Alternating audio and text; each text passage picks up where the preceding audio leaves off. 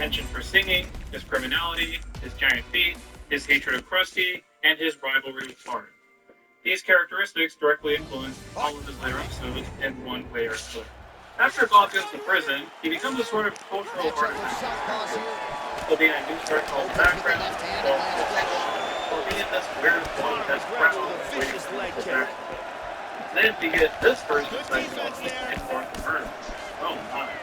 It seems like the writers were putting this guy in the picture. There's a little bit of business, I think.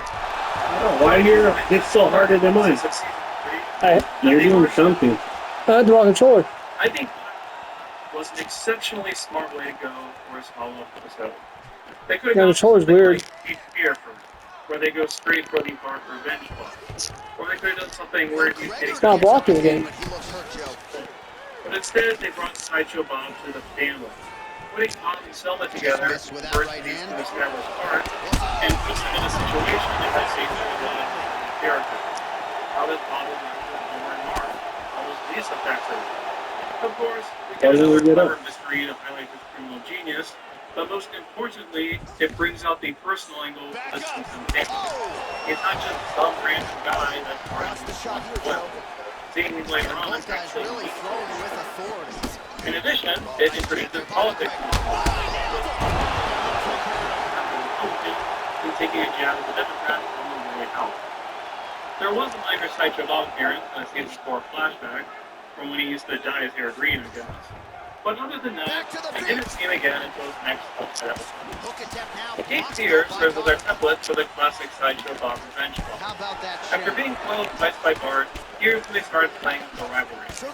Somehow, Bob became even more interesting and grandiose than ever. The show Watch out, you can't. Yeah, you have something that your shit is harder than mine. Because I hit you enough times that where you should be tired too. What are you doing? Nothing. Nothing. You suck your good. No, you put your player bigger than you. Yeah, you can't beat me. Forget about Bart. This is a real menace in his life. You can skip it. You get off your head. Sidestepping a Bart murder plotline for something the whole town can enjoy. This is easily the most unusual Sideshow Bob episode in terms of scope. Neither of us personally is Krusty or the family in some way. Here, the writer latched on to politics for a larger satirical point. We still get a mystery and some revenge, but by and large, this is about Bob and Rachel's. This episode, A Fear, demonstrates a key weakness of Sideshow Bob, that he is easily blown and manipulated by a feeling of vanity. In Season 7, we get Sideshow Bob last week, a sort of hybrid between Bob tackling a larger issue and running it back to front. Hey, I thought you guys recognized easy life. Now, Bob, during the season of television, seems a little arbitrary, considering he's literally but to be fair, we have seen this reaction before. But the whole like academic side who brags about not being a TV. What's great about these early episodes is how varied they are. They never story the sequel of cartoon. Why do my hips not hit you? You don't know stamina. Like they resisted doing 2 Krusty revenge stories. Under 3 minutes now. They didn't. Yeah, you're cheating. So I hit you just as many times as you hit me. We did. We missed us. Kept giving Bart and Lisa a new scheme to investigate.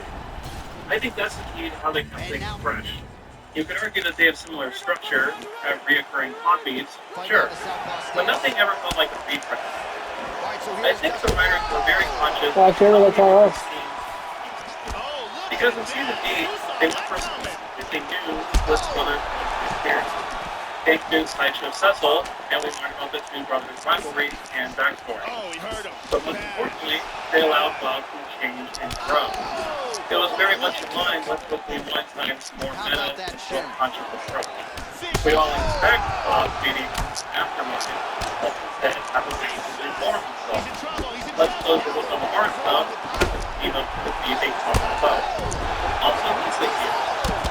Now, I really like this episode, and it definitely should have been made, but I think he kind of broke Sideshow Bob as a character. After you haven't reformed and resolved things with Bart, where can you really go with him? Obviously, the writers didn't expect the series to go on for another 20 years. They probably wouldn't have done the story if they did. They're stuck in this situation where they either have to reboot the character and abilities or do something entirely different. And if they do reboot them, this episode prevents them from reforming later in the exact same way. As a total plot twist. No, you definitely did something to make your guy more stronger than mine. Sideshow Bob on the shelf until season Why are you doing that? And honestly, I wouldn't do that if you're apologetic. We did go through a little here in this show about the defense. I like to hear looking forward to taking the positive. But anyway, we get his major return to the series with Day of the Jackanapes, in which he does this Manchurian candidate hypnotism thing in order to get Bart to love him in front. This returns to familiar concepts like the role hearing and his hatred of television and prestige. It's just considerably more self-aware.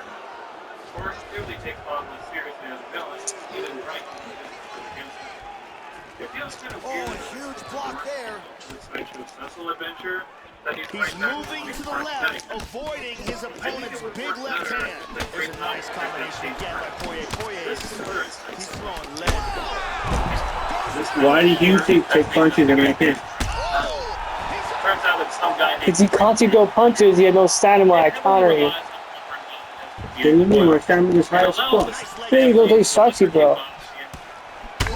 His hatred of Bart. He's openings too. Bart is understandably resentful that Homer needed let Bob into the house. And at the very end of the story, Bob attempts to murder Bart. But then can't go through with it because he's grown accustomed to his face. Cue the music changes. This is a pretty important moment characterization-wise, as Bob's inner torment and conflicted feelings toward Bart play a major role going forward. In season 17, the writers closed out another cycle of Sideshow Bob's character development by letting him reform once again. Look at knockout again. And raise a family. We meet his wife Francesca and his son Gino, who have no idea about his criminal past. Bob has to rely on the Simpson family not spilling the beans. This is a pretty smart story concept, and it makes sense that Bob would want to get away at it. Putting him in the middle of trouble, though, doesn't make sense. I know some people don't like what they get. Yeah, that's family. And you can sit me once and I go down. You obviously are You throw punches, you need a bunch of openings. Bob vows revenge once again, and it turns out Francesca and Gino are just as murderers. Then death. They give Bob a woman fear. These openings, bro. cheating. Ain't cheating, he's having a lot of openings. They forgot to No, you put your control on something higher than Season mine. 19. Conspiracy. Let's see it one Yet more another Scandal. against the Simpson family and Who Bart. was this fucking year? Yet another Frasier Oh, feature reunion, that's good. as John Mahoney plays Bob's father, while David Hyde Pierce reprises his role as Cecil. Yet That's another right. Oh, I'm a good shit. Oh, the fuck out of here. Oh, no. that Sideshow Bob. That's a smart plan. Thinking he's spoiling with people's plans, while Bob suffers a heart attack and dies. But don't worry, this is actually a scheme executed by the entire family to make Bob's death so we can switch places with Bart. overhand left, good head movement there. Like I said, That one hurt. Nailed him with the right hand. This could be it right here. Back kick. He hurt him. Oh, look at this. Who saw that coming? Mostly on the way background comparison. Here he is defeating Bridget and that was a shot. There'll be a dream sequence to the front. Big left hand. He's hurt bad. Taking up a play point, supposedly playing poker, killing Krusty in a boxing. Kick him in the face. He's teeing off with some vicious shots. The Billboard game. Here's Sideshow Bob and Tambourine, and there's music culture. These later seasons are well known for references into their background and establishing shots. So gave us visuals for in season 20's Wedding Disaster, Sideshow Bob makes a brief appearance because a suspect for Homer's kidnapping. While Bob explains that he's actually making his bet with Krusty, this is that the day working to watch the movie. I He slugged then you. points them in the right direction. I slugged you. This little cameo is really awesome, in my opinion.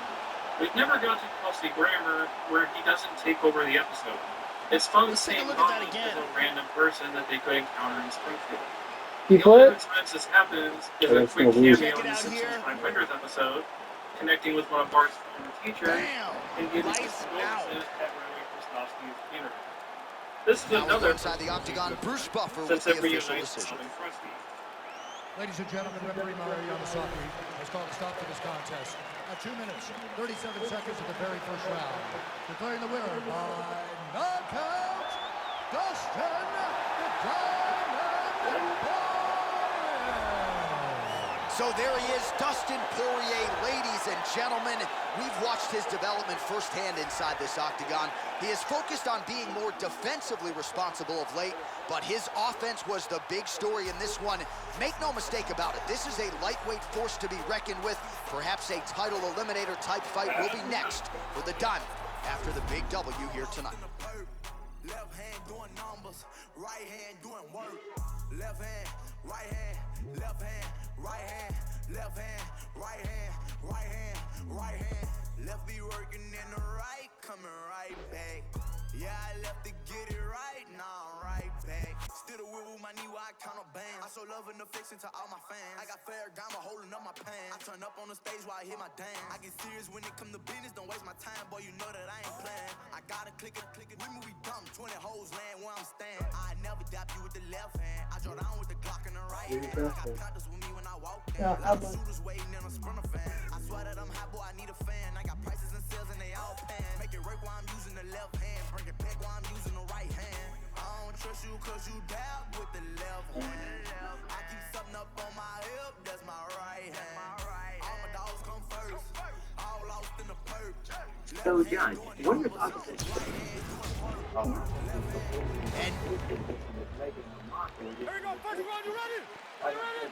Well, a huge night of UFC action coming your way. It all begins right now.